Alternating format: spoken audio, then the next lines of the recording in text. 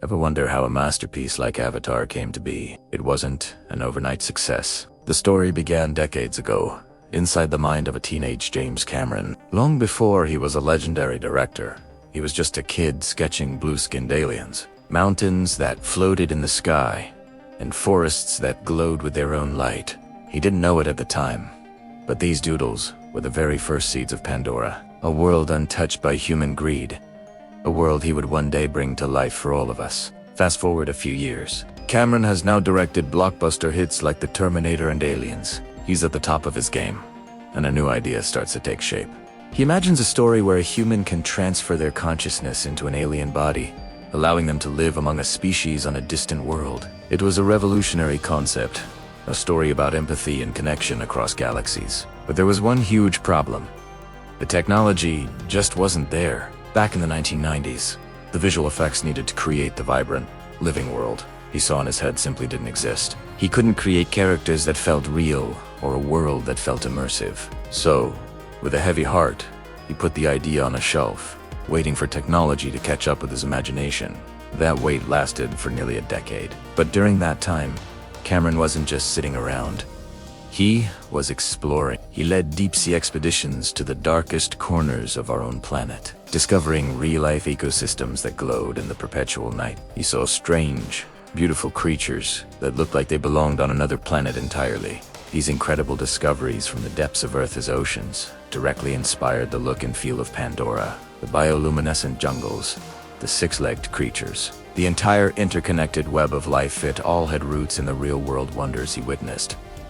This wasn't just fantasy, it was science fiction, inspired by science fact. Then, in the early 2000s, the moment he had been waiting for finally arrived. The world of filmmaking was on the brink of a revolution. Motion capture technology, or mocap, had evolved dramatically. Suddenly, it was possible to capture the subtle nuances of an actor's performance, every smile, every frown, every tarrant, translate them onto a digital character. This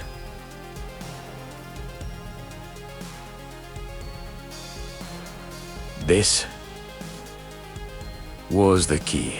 Now, his blue-skinned Na'vi could express real, believable emotion. Virtual cameras were also developed, allowing him to walk through and film within a digital world, as if he were on a real set. The impossible was finally becoming possible. With the technology finally in place, Cameron dusted off his old sketches and revisited his story. The core idea was still there, but now it was deeper, richer. He envisioned a jaded soldier, a man who had lost his way, rediscovering his own humanity by embracing an alien culture. He imagined a planet where every plant, every animal, and every being was connected in a single, vast network. The story became more than just a sci-fi adventure. It became a powerful commentary on the conflict between industrial exploitation and ecological harmony, a theme that felt more relevant than ever. The story was no longer just about cool aliens and futuristic tech. It had a spiritual heartbeat. It asked profound questions about what it means to be human, our relationship with nature, and our responsibility to protect the worlds we inhabit, whether they're on Earth or across the stars. From teenage sketches to deep-sea discoveries and technological breakthroughs, every piece of the puzzle fell into place. The fusion of art, science, and spirit was complete. Pandora was finally ready to be born, and it would go on to change cinema forever. Thanks for watching. If you love learning about the stories behind your favorite movies, be sure to like this video and subscribe to the channel for more behind-the-scenes content. See you next time.